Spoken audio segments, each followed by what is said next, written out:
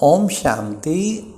सुनते हैं 28 फेब 84 के अव्यक्त बाप दादा के मधुर महावाक्य।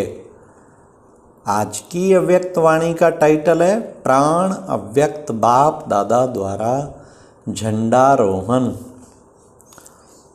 आज की अव्यक्त मुरली में बाबा ने कौन से सहयोग के कारण शिव और सालिग्राम का बर्थडे शिव जयंती मनाते हैं। सेकंड, भक्तों ने विकारों से किनारा करने के कारण कौन सी विधि अपनाई। थर्ड, सबसे बड़े ते बड़ा विदेशी कौन है। एंड फोर्थ, भोलानाथ बाप किसकी और कौन सी माला स्मरण करते हैं। तो आओ सुनते हैं 28 फरवरी 84 की अव्यक्त मुरली। प्राण अव्यक्त बाप दादा द्वारा झंडारोहण।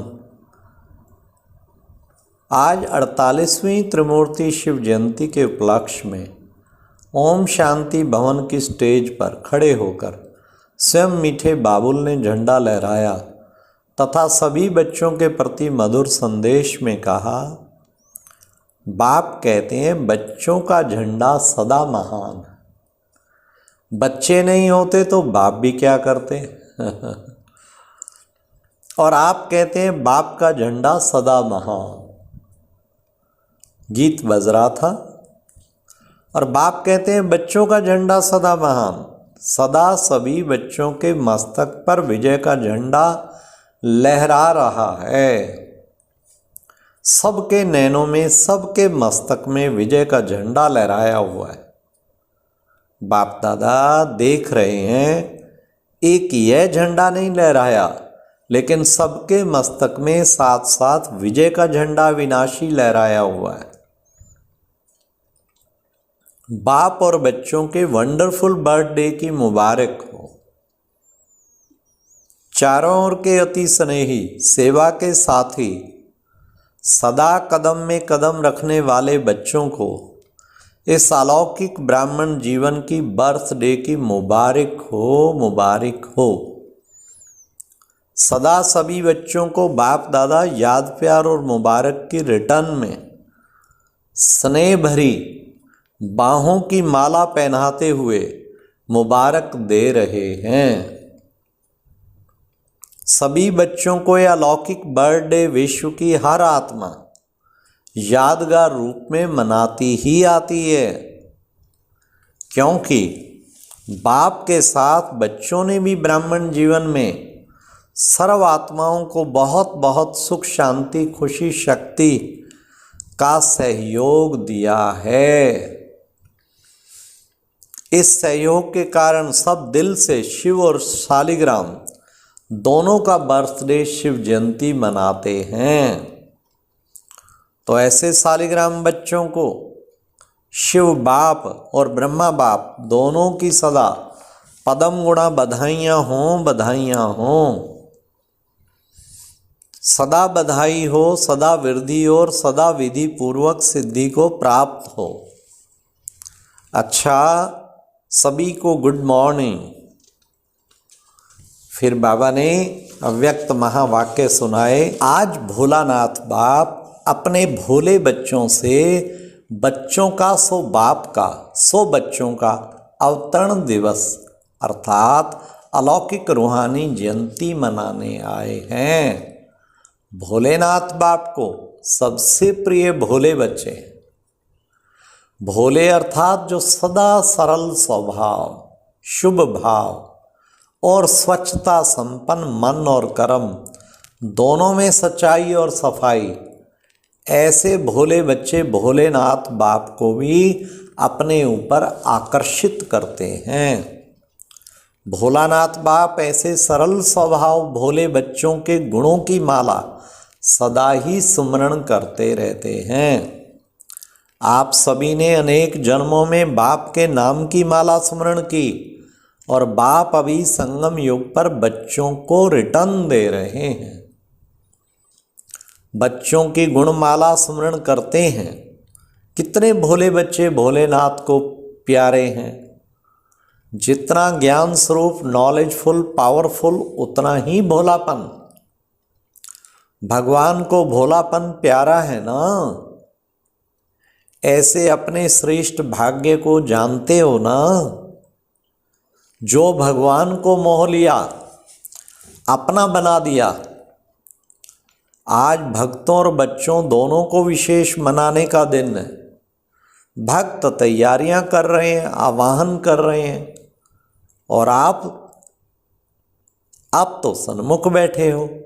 भक्तों की लीला भी बाप देख देख मुस्कुराते हैं, और बच्चों की मिलन लीला देख देख कर भी हर्षाते हैं। एक तरफ वियोगी भक्त आत्माएं और दूसरे तरफ सहज योगी बच्चे, दोनों ही अपनी अपनी लगन में प्रिय हैं।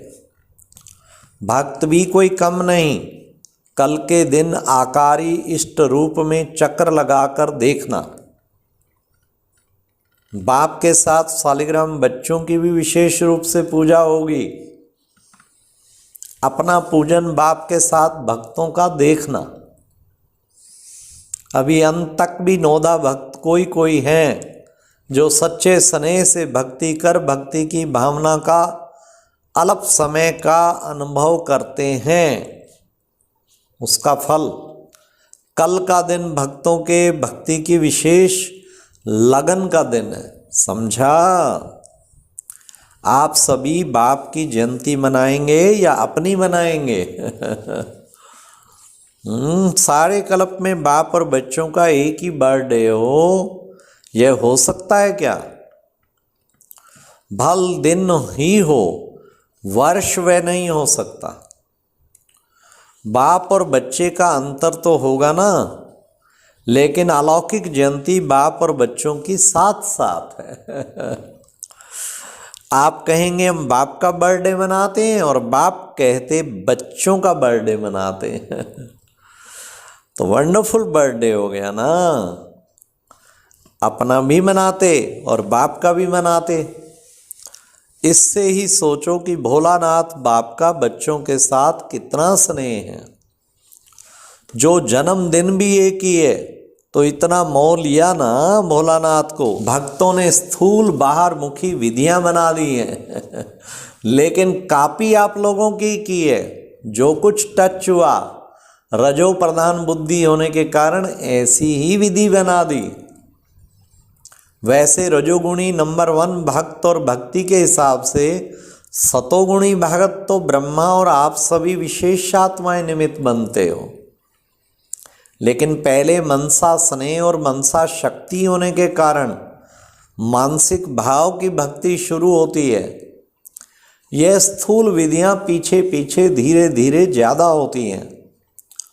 फिर भी रचयिता बाप अपने भक्त आत्माएं रचना को, उन्हों की विधियों को देख यही कहेंगे कि इन भक्तों को के टचिंग की बुद्धि की भी कमाल है। फिर भी इन विधियों द्वारा बुद्धि को बिजी रखने से, विकारों में जाने से कुछ ना कुछ किनारा तो किया ना। समझा? आपके यथार्थ सिद्धि की विधि भक्ति में क्या क्या चलती आ रही है, यह है यादगार का महत्व। डबल विदेशी बच्चे तो भक्ति देखने से किनारे में रहते हैं, लेकिन आप सबके भक्त हैं तो भक्तों की लीला आप पूज्य आत्माओं को समझनी तो पड़ेगी ना। डबल विदेशी बच्चे अनुभव करते हो कि हम पूज्य आत्माओं को अभी भी भक्त आत्माएं कैसे पूजन भी कर रही हैं और आवाहन भी कर रही हैं। ऐसे महसूस करते हो? कभी अनुभव होता है भक्तों की पुकार का? रहम आता है भक्तों पर? भक्तों का ज्ञान भी अच्छी तरह से है ना। विदेशी बैठे हैं ना, विदेशियों को वो तो भक्तों का, इंडिया में तो भक्ति मार्ग कॉमन चीज है। भक्त पुकारें और आप समझे नहीं तो भक्तों का क्या होगा।